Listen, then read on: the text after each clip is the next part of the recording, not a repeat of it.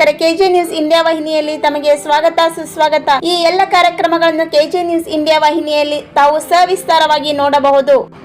ತುಮ್ಮಾಡ pump ಹೌಸ್ದಿಂದ Hubballi ಕಡೆಗೆ pump ಆಗುವ ನೀರು ಇಲ್ಲಿ ಪೋಲಾಗುತ್ತಿರೋದು ನೋಡ್ರಿ. ಇದು ಹುಬ್ಬಳ್ಳಿಗೆ ಸರಬರಾಗಿಸ್ತಿರುವ ನೀರು.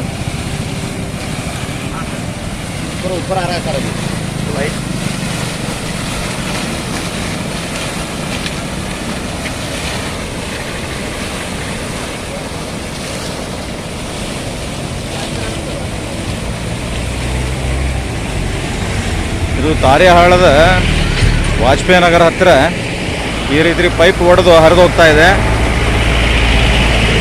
ಇಲ್ಲಿವರೆಗೂ ಯಾರು ಅಧಿಕಾರಿಗಳಿಂದ ಗಮನ ಕೊಟ್ಟಿಲ್ಲ. ಬೇಸಿಗೆ ಕಾಲ ಆದರೂ ಸಹ ಈ ನೀರು ಪೋಲಾಗ್ತಿರೋದು ಎಷ್ಟು ವ್ಯರ್ಥ ಅಂತ ಅನಿಸ್ತದೆ.